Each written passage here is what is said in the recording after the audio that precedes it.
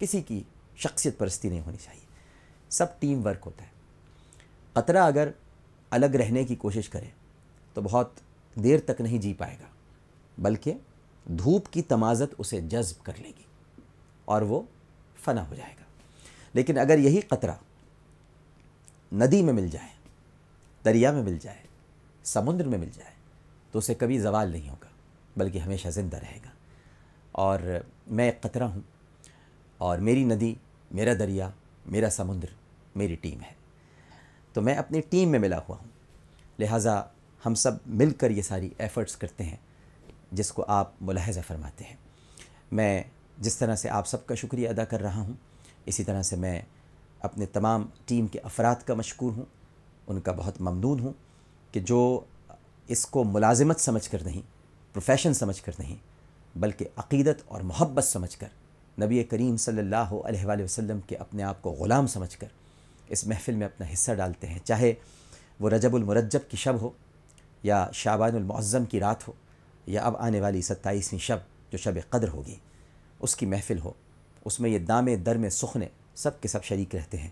Professional اپنے آپ کو نہیں سمجھتے ہیں، پروفیشن کے طور پہ شریک نہیں رہتے جیسے کہ اور لوگ ہوتے ہیں، یہ تن من دھن کے ساتھ شریک ہوتے ہیں۔ اسی لیے پذیرائی ملتی ہے، کیونکہ پذیرائی دنیا سے نہیں ملتی، پذیرائی وہاں سے ملتی ہے۔ اللہ جس چیز کو پسند کر لے، اللہ کو جس شے پہ پیار آ جائے اسے سب پسند کرنے لگتے ہیں۔ اور یہ اعزاز دیکھیے اللہ تعالیٰ انہی کو دیتا ہے جن سے محبت کرتا ہے۔ کل اور بھی تو چینلز تھے، سب پر کیا ہو رہا تھا اور یہاں کیا ہو رہا تھا۔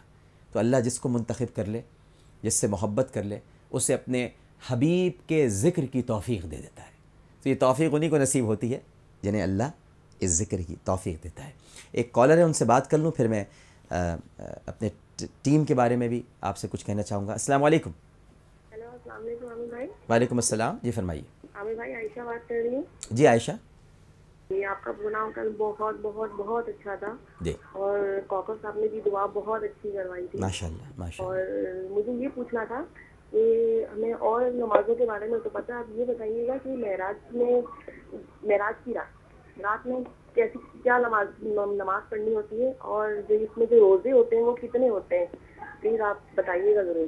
نہیں، روزے تو کتنے تو نہیں ہوتے، یہ تو کوئی مخصوص نہیں ہے روزے معراج کی شب کے ساتھ، یہ تو رجب المرجب میں روزے رکھے جاتے ہیں، رجب کے روزے ہیں، تو آپ رجب میں روزے رکھیے۔ اور آج اس لیے کیونکہ برکت کے لیے رکھا جاتا ہے آج۔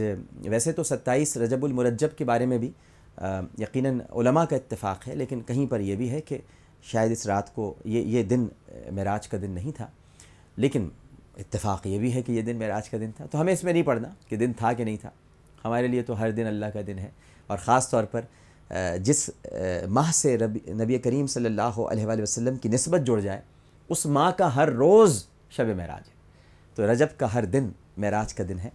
تو روزے رکھنے چاہیے رجب میں اور شعبان میں، یعنی روزوں کا اتصال ہونا چاہیے۔ اگر آپ رجب میں روزے رکھ رہی ہیں تو اس طرح سے رکھیں کہ وہ متصل ہو جائیں شعبان المعظم سے، یعنی مل جائیں، اور شعبان میں پھر کثرت کر دیں روزوں کی، ایٹ لیسٹ 15 روزے تو رکھنے چاہیے شعبان میں۔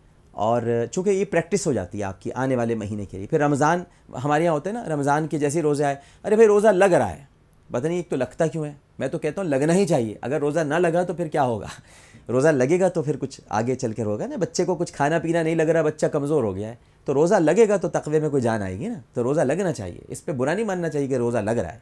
تو رمضان میں روزہ لگتا ہی اس لیے ہے کیونکہ آپ پریکٹس میں نہیں ہوتے۔ اگر آپ رجب سے پریکٹس شروع کر دیں اور شعبان المعظم میں داخل ہو جائیں تو رمضان بہت محبت سے، بہت پیار سے آپ اس مہمان کا استقبال کریں گے۔ اور صحیح بات جو نوافل کی رہی ہے، نوافل پڑھے جاتے ہیں، اس کے لیے کوئی خاص نوافل نہیں ہے۔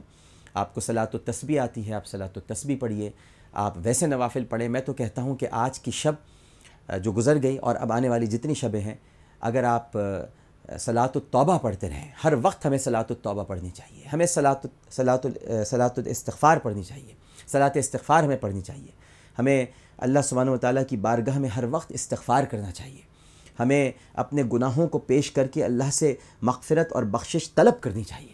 تو یہ ہمیں نوافل پڑھنے چاہیے۔ اس کے ساتھ ساتھ حاجات کی نماز بھی ہوتی ہے، تو نماز حاجت بھی آپ پڑھ سکتے ہیں۔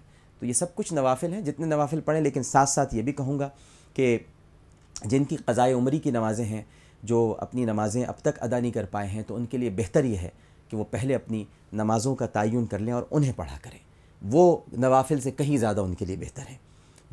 بھئی آپ نے پہلا فرض کام تو کیا نہیں اور آپ نفل پر چڑھ گئے، تو آپ پہلے فرض کر لیجئے، جو آپ نے چھوٹ گیا ہے آپ سے اس کو آپ پڑھ لیا کریں۔ جتنا پڑھیں گے اللہ تعالیٰ اپنی رحمت سے، وہ تو اس کی پریویلیج ہے، وہ چاہے تو 2 نفل پر آپ کی ساری نمازیں بخش دے، اور چاہے تو آپ کی ساری نمازیں آپ کے منہ پہ مار دے، اس کی پریویلیج ہے۔ ایک چھوٹا سا وقفہ۔ السلام علیکم ورحمۃ اللہ۔